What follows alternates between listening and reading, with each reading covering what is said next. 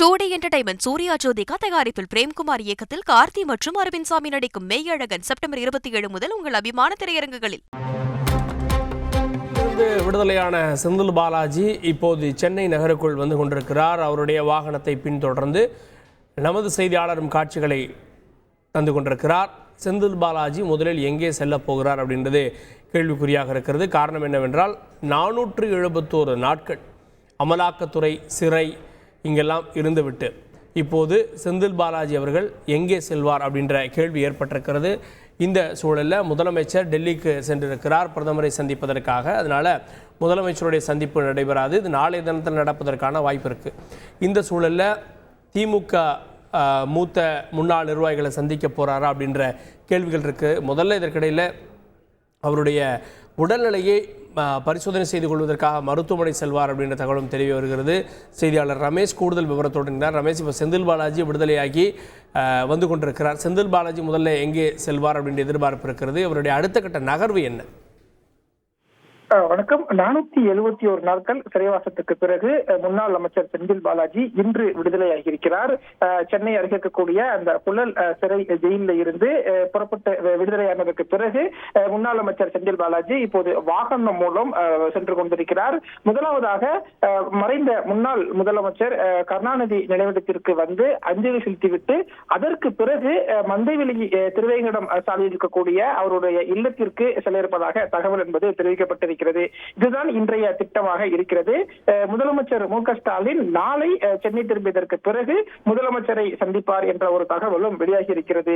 கிட்டத்தட்ட 15 மாதங்களுக்கு பிறகு ஒரு பெரிய எதிர்பார்ப்பு எல்லாம் பிறகு முன்னாள் அமைச்சர் செந்தில் பாலாஜி வெளியில் வந்திருக்கிறார். திமுகவின் மூத்த நிர்வாகி, திமுகவின் அமைப்பு செயலாளர் RS பாரதி செந்தில் பாலாஜியை சிறை வளாகத்திற்கு நேரில் சென்று வரவேற்றிருந்தார்.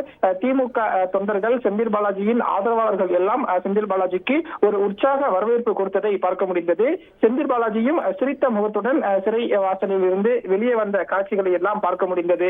இந்த சூழலில் தான் அவருடைய வாகனம் என்பது இப்போது மெரினா கடற்கரை பகுதியில் இருக்கக்கூடிய முன்னாள் முதல்வர்கள் அண்ணா மற்றும் கருணாநிதி நினைவிடம் நோக்கி சென்று கொண்டிருப்பதாக அவருடைய ஆதரவாளர்கள் தகவல் தெரிவித்திருக்கிறார்கள். முதலாவதாக முன்னாள் முதலமைச்சர்கள் அண்ணா மற்றும் கருணாநிதி நினைவிடத்தில் மலர் தூவி மரியாதை செலுத்துகிறார். அதற்கு பிறகு மந்தவெளி சாலை இல்லத்தில் இன்று இரவு தங்குகிறார்.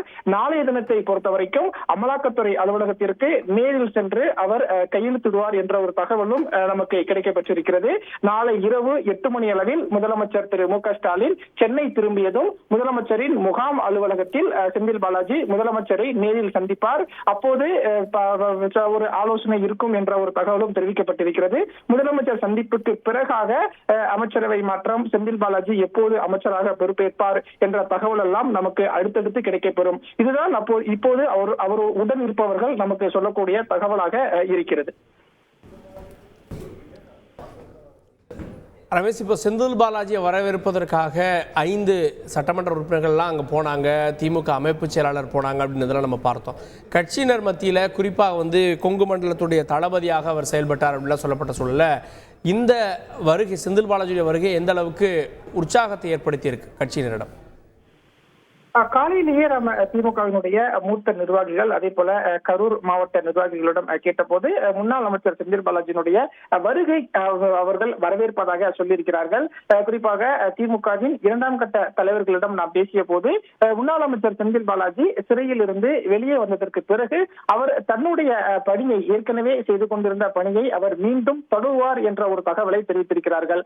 ஏற்கனவே அவர் செய்த பணி என்று பார்க்கும்போது திமுகவில் கரூர் மாவட்ட செயலாளராக அவர் பணியாற்றி வந்தார். அதே போல மின்சாரத்துறை அமைச்சர் மற்றும் மதுவிலக்கு ஆயத்தீர்வுத்துறை அமைச்சராக பணியாற்றி வந்தார்.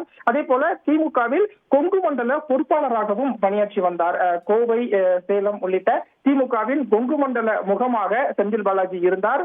உள்ளாட்சி தேர்தலையும் சரி, அதே போல பல தேர்தல்களில் திமுக வெற்றிக்கு செந்தில் பாலாஜி முக்கிய பங்காற்றினார். எனவே அவருடைய வருகை என்பது திமுக நிர்வாகிகள் மத்தியில ஒரு உற்சாக வரவேற்பை கொடுத்திருப்பதாக இருப்பதாகவே சொல்லப்படுகிறது. முதலமைச்சர் திரு மு.க. ஸ்டாலினும் கூட முன்னாள் அமைச்சர் செந்தில் பாலாஜியின் விடுதலையை வரவேற்றார். குறிப்பாக அவருடைய வருகையை எதிர்நோக்கி காத்திருக்கிறேன் என்றெல்லாம் சொல்லியிருந்தார். இப்படிப்பட்ட சூழல்ல அவருடைய வருகை என்பது திமுக தலைவர், திமுகவின் மூத்த நிர்வாகிகள், திமுக தொண்டர்கள் மத்தியில ஒரு வரவேற்பு இருப்பதை தான் நாம் பார்க்க முடிகிறது. அடுத்தடுத்து அவர் அமைச்சராக பதவியேற்றதற்கு பிறகு அவருடைய கட்சி பணி, அமைச்சரவை பணி எல்லாம் தொடரும் என்பதுதான் திமுகவினுடைய முக்கிய தலைவர்கள் நமக்கு சொல்லக்கூடிய தகவலாக இருக்கிறது. இன்றைய தினம் அவர் மெரினாவில் முன்னாள் திமுக தலைவர் நினைவிடத்தில் மரியாதை செலுத்தியதற்கு பிறகு, நாளை முதலமைச்சரை சந்தித்ததற்கு பிறகு அவர் அமைச்சராக பொறுப்பேற்று அதன் பின்னர் அதற்கான பணிகளை எல்லாம் தொடருவார் என்பதுதான் நமக்கு இப்போது கிடைக்கக்கூடிய ஒரு தகவலாக இருக்கிறது.